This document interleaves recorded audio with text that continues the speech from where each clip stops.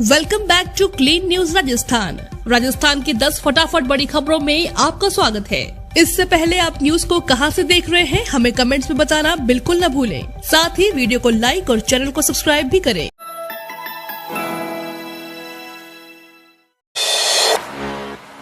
राजस्थान में संविदा कर्मियों ने खोला अशोक गहलोत सरकार के खिलाफ मोर्चा।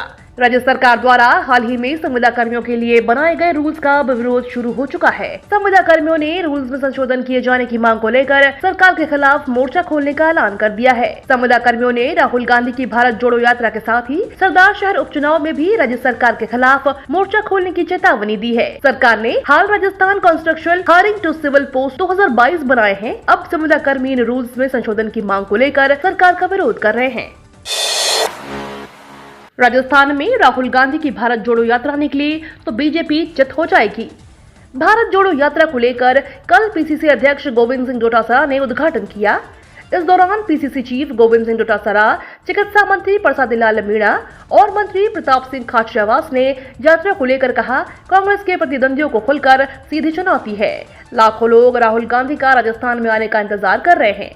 राहुल गांधी की यात्रा राजस्थान में ऐतिहासिक यात्रा होगी, न भूतो न भविष्यति। मंत्री मीणा ने कहा कि राहुल गांधी की भारत जोड़ो यात्रा में व्यवधान सहन नहीं किया जाएगा। कोई भी स्टेटमेंट दे, कुछ भी कहे, राहुल गांधी की यात्रा को रोकने में किसी की हिम्मत नहीं है। लाखों कार्यकर्ता राहुल गांधी के साथ होंगे। किसी ने यदि यात्रा को रोकने की कोशिश की तो नतीजा भुगतने को तैयार रहे। सावरकर पर गरमाई सियासत। पीसीसी चीफ डोटासरा बोले, वीर होते तो 4 बार माफी नहीं मांगते। राहुल गांधी के महाराष्ट्र में सावरकर को लेकर दिए गए बयान के बाद एक बार फिर सियासी बयानबाजी तेज हो गई है। इंदिरा गांधी की जयंती पर पुष्पांजलि करने के बाद प्रदेश कांग्रेस अध्यक्ष गोविंद सिंह डोटासरा ने कहा कि अगर सावरकर वीर होते तो अंग्रेजों से माफी नहीं मांगते। डोटासरा ने कहा कि बात इतिहास के पन्नों में जो बात दर्ज है कि सावरकर ने माफी मांगी और अंग्रेजों को कहा कि मैं आपके काम करूंगा, आप मुझे पेंशन दे दें, जेल से रिहा करें, और एक बार नहीं कई बार उन्होंने माफी मांगी। यूरिया के संकट से किसान परेशान, घंटों इंतजार के बाद भी नहीं मिला खाद। राजस्थान के बांसवाड़ा जिले में अक्टूबर में रबी फसल बुआई के साथ खेतों में गहरा रहे यूरिया संकट से हैरान किसानों ने बांसवाड़ा शहर के केवीएसएस के बाहर बीते दिन हंगामा कर दिया। यहां पहुंचे 40 मीट्रिक टन यूरिया के बंटवारे को लेकर हंगामा तब हुआ जब किसान घंटों से कतारों में खड़े रहे, लेकिन उन्हें स्पष्ट जवाब देने वाला कोई प्रतिनिधि नहीं मिला। सुबह से शुरू हुई कतार धीरे धीरे लंबी होती गई। फिलहाल आपूर्ति और उपलब्धता को देखते हुए केवीएसएस प्रबंधन ने प्रति किसान 2 से 3 बोरी यूरिया देने का निर्णय किया, लेकिन भीड़ में कुछ ऐसे भी किसान थे जिन्हें केवल 1 बोरी यूरिया की जरूरत थी। कोचिंग संस्थानों की मनमानी पर रोक लगाने के लिए सरकार लाएगी अम्ब्रेला एक्ट। राजस्थान प्रदेश में संचालित कोचिंग संस्थानों की मनमानी रोकने के लिए सरकार जल्द ही कानून लाने जा रही है। लगातार कोचिंग संस्थानों को लेकर मिल रही शिकायतों और फीस को लेकर आ रही शिकायतों के बाद सरकार इस एक्ट को लाने पर काम कर रही है। राजस्थान के सीएम अशोक गहलोत के निर्देश पर राजस्थान के उच्च शिक्षा विभाग लगातार काम कर रहा है। दरअसल राजस्थान में लगातार कोचिंग संस्थानों द्वारा फीस में मनमानी, सुविधाओं तथा सुरक्षा व्यवस्थाओं में कमी एवं बच्चों के बढ़ते तनाव के कारण आत्महत्या की घटनाओं को देखते हुए सरकार द्वारा समय समय पर दिशा निर्देश जारी किए जा रहे हैं। किसानों के साथ हो रही लूट खसूट पर लगेगी लगाम। कृषि विभाग ने चलाया कार्रवाई का हंटर। रबी की फसल के लिए खाद्य विक्रेताओं द्वारा किसानों से की जा रही लूट खसोट पर अब राज्य सरकार सख्त हो गई है। खाद्य विक्रेताओं के लिए अब किसानों को खाद के कट्टों के साथ अन्य कोई भी उत्पाद बेचना महंगा पड़ सकता है। कृषि आयुक्त ने खाद के कट्टों के साथ कोई भी उत्पाद बेचने पर विभाग के अधिकारियों को सख्त कार्रवाई देने के निर्देश दिए हैं। कृषि अधिकारी किसानों को 1 या 1 से अधिक खाद के कट्टे लेने पर अन्य वस्तुएं बेचने वाले खाद्य विक्रेताओं के खिलाफ स्टॉक जब्त करने और जुर्माना लगाने के साथ लाइसेंस निरस्त कर सकेंगे। वेटनरी डॉक्टर ने दिया सरकार को अल्टीमेटम, दिया 10 दिन का समय। पशुपालन विभाग में कार्यरत वेटनरी डॉक्टर्स ने एनपीए, पीजी इंक्रीमेंट सहित 11 सूत्रीय मांगों को लेकर सरकार को अल्टीमेटम दे दिया है।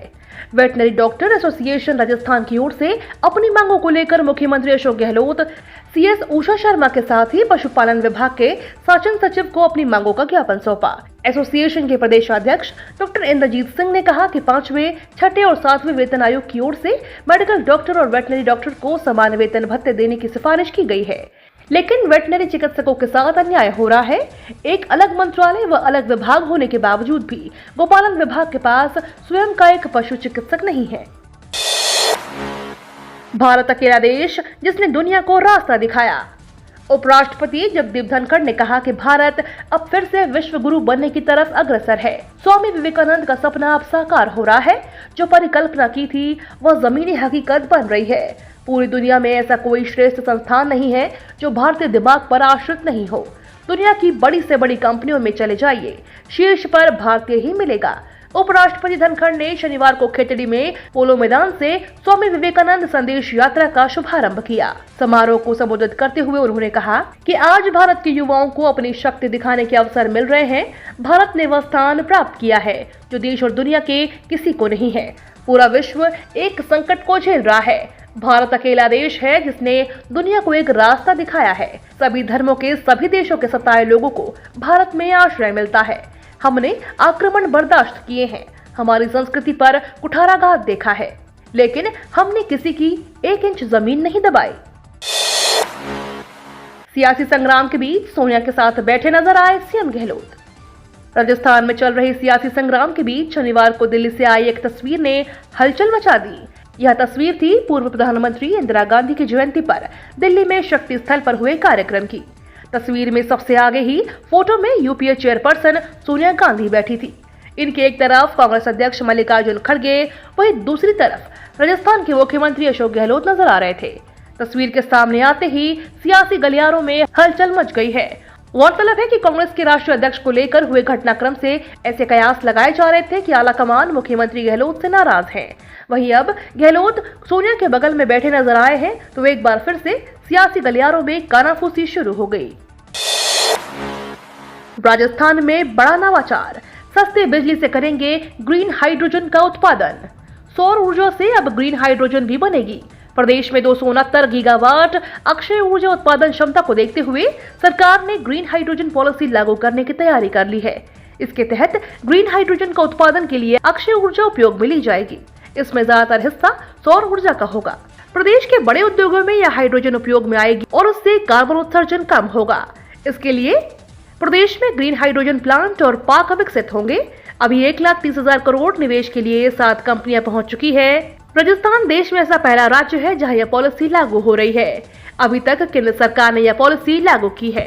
खास बात यह है कि इसकी उत्पादन दर और कम हो, इसके लिए विश्वविद्यालयों और रिसर्च इंस्टीट्यूट में अनुसंधान भी होगा।